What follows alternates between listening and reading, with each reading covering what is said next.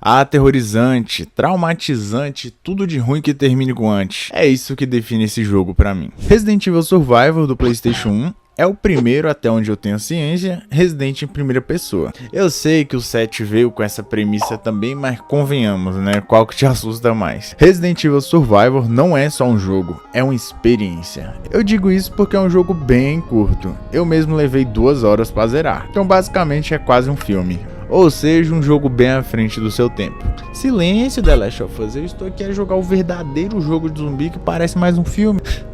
Brincadeiras à parte, agora vamos pro terror. Que medo. Não importa quanto tempo passe ou quantos gráficos evoluam, nada assusta mais que alguns polígonos. O fato do jogo ser em primeira pessoa deixa tudo mais íntimo e angustiante. Eu me lembro muito bem de jogar antigamente ele na extinta TV de tubão e achar aquilo o ápice do terror. Mas agora jogando hoje em dia, eu continuo achando. Meu irmão, tanto de susto que eu não levei, não tá escrito, mano. Foram tipo uns 4, sei lá, mano, o jogo é muito curto. O bagulho é o seguinte, nosso personagem é o... Repito, a gente segue a jornada do personagem... Porra! Após sofrer um acidente de helicóptero, nosso personagem misterioso acorda sem se lembrar de nada. Ou quase nada, né? Porque graças a Deus ele lembra como que usa uma arma, imagina se não.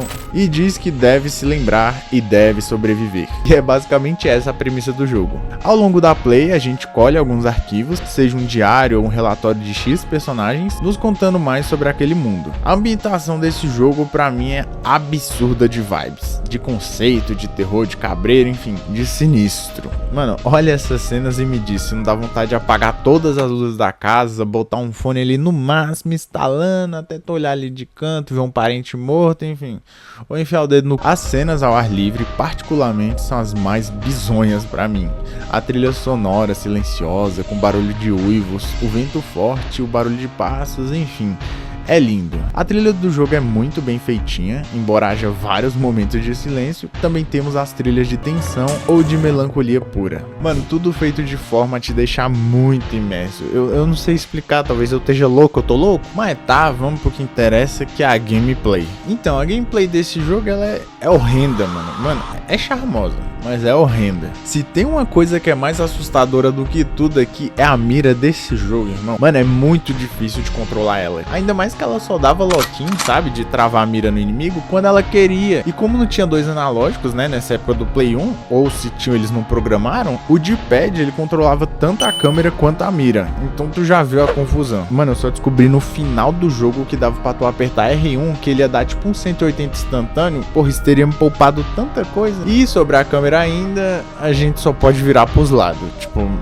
Tu não pode olhar pra cima nem pra baixo. Rapaziada, eu descobri aqui que o jogo aparentemente foi feito pra ser jogado com aquela pistolinha da Namco. Agora tudo faz sentido. E porra, deve ser uma vibe do caralho, mano. Um dia eu quero fazer isso, só que com a de verdade. Aí eu quero ver se eles vão me pedir de olhar pra cima e acertar minha boca. Outra coisa que eu senti muita falta é que o botão de interação com objetos, ele não existe, tá ligado? O básico. Pra tu interagir com algo aqui, tu tinha que chegar perto que ele automaticamente agia. O problema é quando não rolava. Teve lugares que tu tinha que andar em uma direção tão específica que atrapalhava. Mas nada, oh my god, como acabou com a minha experiência. Não, muito pelo contrário. Como eu disse, eu acho bem charmosa essas falhas / limitações do jogo. Porque deixa tudo mais escroto, mano. E se tem uma coisa que eu quero pra esse tipo de jogo é escrotidão. Logo no começo do game, a gente dá de cara com o corpo estirado no chão do rapaz que tentou gentilmente nos assassinar. E junto dele, vemos uma medalha cravada o nome de Ark Thompson, né? O nome dele, provavelmente. Depois disso, um monstro desconhecido vem chegando perto de nós, revelando-se ser um zumbi. A gente mete bala nele e é isso, segue a vida.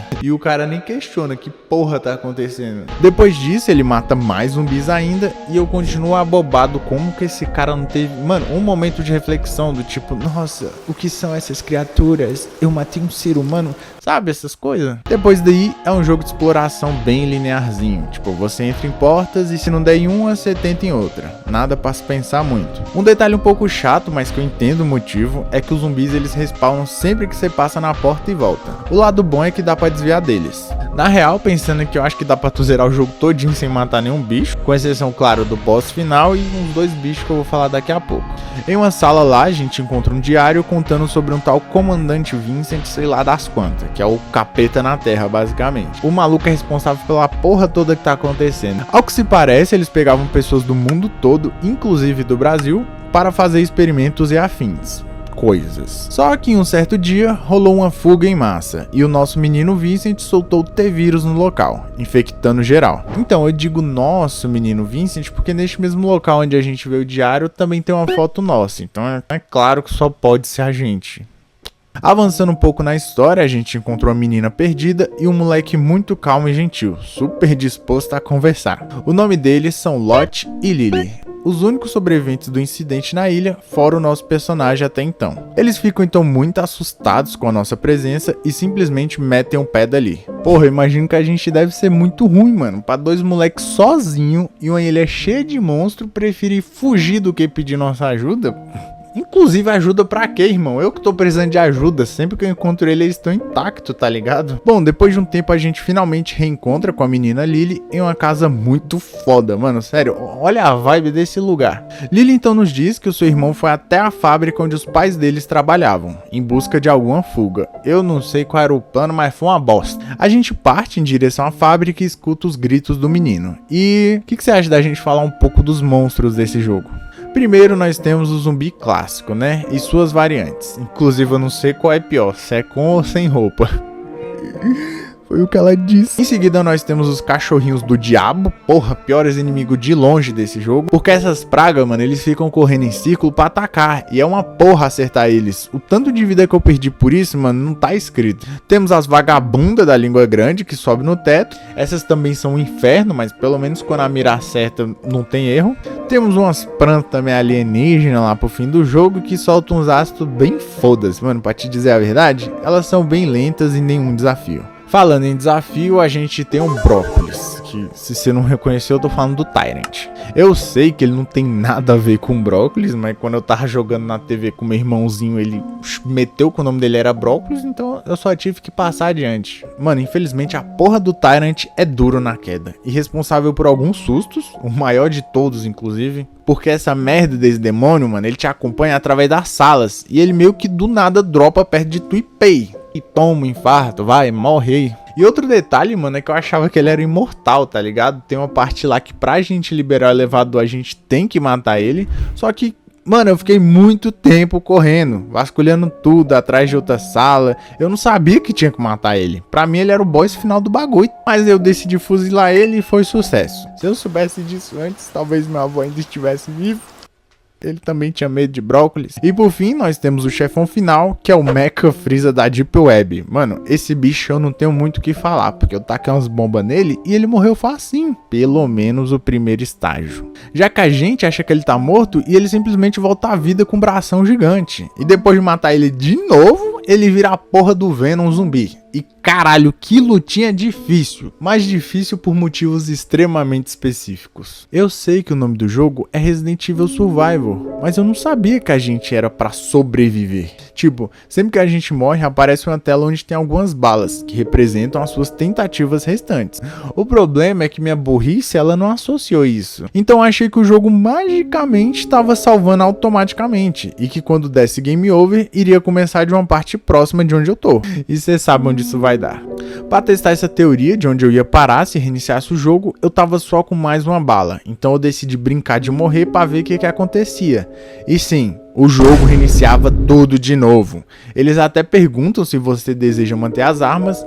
E eu fiquei desesperado, mano. Tá, eu usei save state ali, né, antes de morrer, porque a gente só tava testando. Mas esse save, ele é uma bosta. Eu tava com pouca vida, pouca munição e meu pênis longo, irmão. Esse vagalume desse jogo tem pouca erva verde demais, velho.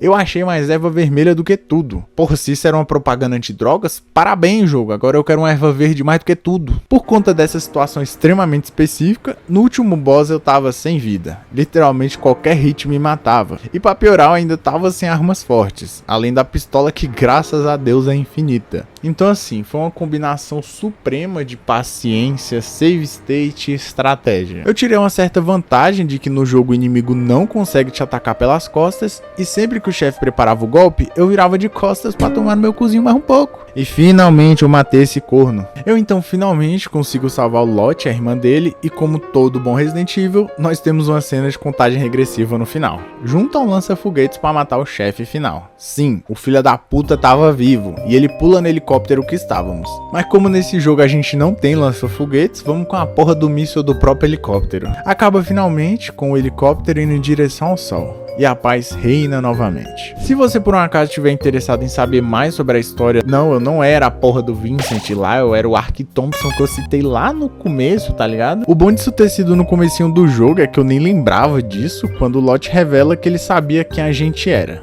e que foi ele mesmo que entregou a gente pro verdadeiro Vincent. E por conta disso, ele achava que a gente ia se vingar dele e da irmã dele. É isso, somos Ark Thompson, detetive enviado pelo fudendo Leon Scott Penzias para investigar essa possível base da Umbrella, que no fim foi de base. Atenção para a parte mais incrível desse jogo, eu joguei ele dublado. Sim, mano, a gente tem uma equipe de fãs que dedicou seu precioso tempo de vida para dublar esse jogo. É uma dublagem bem zoada, mas para mim isso só dá mais charme pro jogo todo. Pois bem, conclusamos que Resident Evil Survival me traumatizou. Talvez não da forma que os produtores esperavam, mas por todas as dores de cabeça que eu tive que passar. Apesar disso, o jogo é bem interessante, nada absurdo nem de longe. Mano, muito de mim gosta do jogo só pela estética, afinal os controles são uma bosta e o conteúdo é bem raso. Mano, a história ela até se esforça pra ser algo wow, com plot twist e tal, mas é bem ok. E também o fato de sermos meio que obrigados ali a ficar lendo os files pra poder entender a história vai deixar muita gente confusa. Afinal, quem que lê em pleno 2025?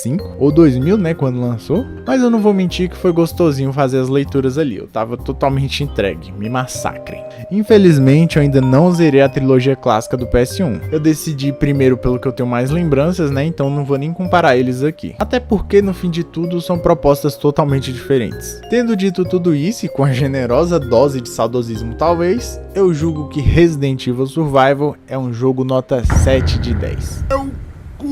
Ark Thompson, eu sou Ark Thompson.